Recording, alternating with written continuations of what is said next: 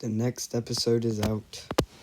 The Mandalorian Season 2, Episode 4, Chapter 12, The Siege. And hearing the word siege in a Star Wars media is very exciting, because that can only mean one thing, and that's action. So, let's begin.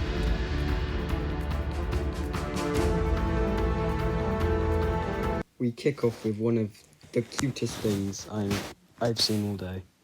One of the cutest shots in the entire Mandalorian. It's just Baby Yoda, the child, working away inside the Razor Crest, trying to fix it. Now, it's not a bad idea, as he is 50 years old. But I guess for Yoda species, maybe their brains, I don't know, they're slower. At that age, who knows? But it's cute. It's a pretty cute scene. Then Din Djarin, he's just sat there, drinking. He almost takes his helmet off. He just lifts it up just enough so he can drink, while Baby Yoda sits next to him. It's a pretty cute scene.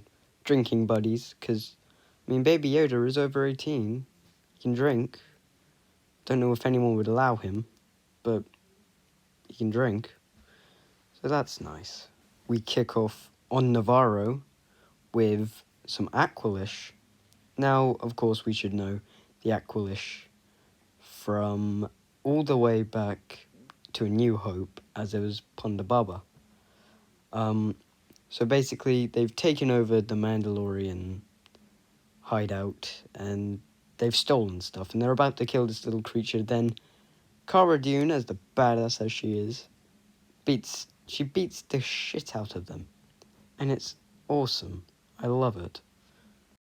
I apologize that I keep going and It's just that I don't have a script right here. There's no script. This is all just from the top of my head. But then we have this guy from Mimban, and he's the same species. I went again, I'm sorry. He is the same species as the character from Star Wars Squadrons, the leader of Vanguard Squadron. I don't play that game. I went again, I'm sorry. But remember this guy, as he's fixing up the Razor Crest. In the background, we have an IG-11 statue. That's pretty awesome. We then see that the school from... well, we haven't seen the school before, but where the client was killed, that has now been turned into a school. So, kids, just remember that kid, the one with Leia-like hair, next to the globe, just remember, a man died beneath your feet. Just remember that. This is also where they leave Baby Yoda to take care of him, basically. Don't know what they're really gonna do with him, but yeah. Moving on. We then see the Mithril from Season 1 working for Greef Karga now. Also, I forgot to mention, Cara Dune's the Marshal. So that means we have Cobb Vanth as the Marshal in Mos Pelgo, and we have Cara Dune the Marshal here. But they keep referring to him as Mithril. So he either doesn't have a name, or they just keep referring to him as his species. Which means we have racism in Star Wars. I mean, wow. I knew it existed, but wow. I mean, the weak way first in Episode 1, and now we have them keep referring to the Mithril. It's just Mithril. It's brilliant. I love it. Well, I don't love racism. You know what I mean. My God, that was a really bad choice of words. That was horrible. It's a joke. I didn't mean it seriously. You know I'm joking. But if we skip along a little bit, we see the guy from Season 1, the Doctor, talking about how he tried to make this clone. Well, he tried to use the baby's midichlorian count, and yes, he says, he doesn't say midichlorians outright, but he says he has a high M, so he's referring to midichlorians.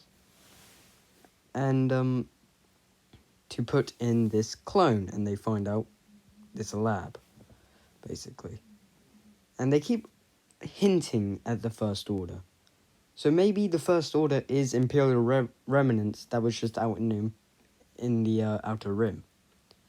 And you notice Grief Karga mentioned constantly that he doesn't like the New Republic out there. So I'm going to assume maybe the New Republic just gave up trying to search the Outer Rim because of the backlash from the people there. Headcanon at the moment. It's my headcanon.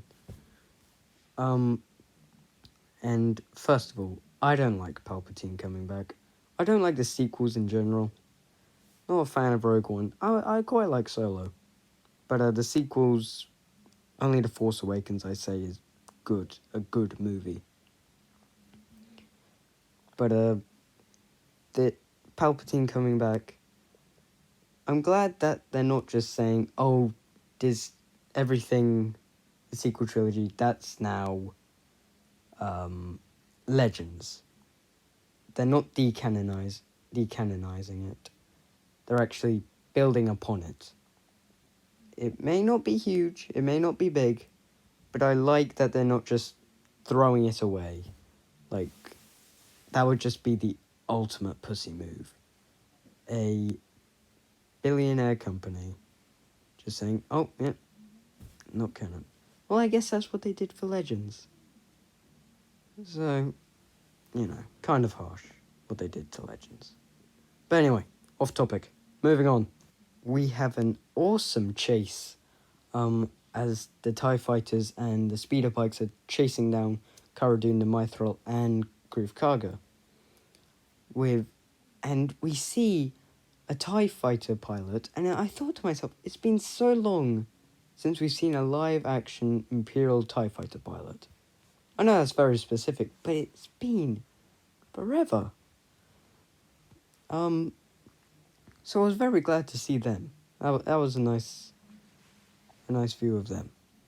But yeah, just a bunch of action. There's not too much to say during the action, apart from it either looks really good or really bad. It's very entertaining. Unless there's like some little Easter eggs. But I might do some in-depth look on action scenes. But instead of putting it in something like this, I would just probably make a whole separate video on it. But anyway, you know what I'm going to say. Moving on.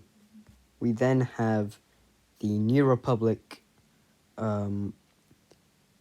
guy. I can't remember his name, I'm sorry. From episode 2. I know the person who plays him is a massive Star Wars fan, so it's always nice to see a Star Wars fan in Star Wars. He questions Grief Karga, then he questions Cara Dune, and he gives her like a rebellion badge after he says that he fought for Alderaan, or fought on Alderaan. He did something with Alderaan. And because he found out that Cara was obviously born on Alderaan. So it was a nice little scene at the end there. We then see the mechanic from earlier, and he's placed a tracker on the Razor Crest. So that's not good. That's really not good. So they are now tracking the Razor Crest, which is really, really bad, obviously. And this woman says to the Mimbanian, or whatever you call him, that he will have a place in the new era.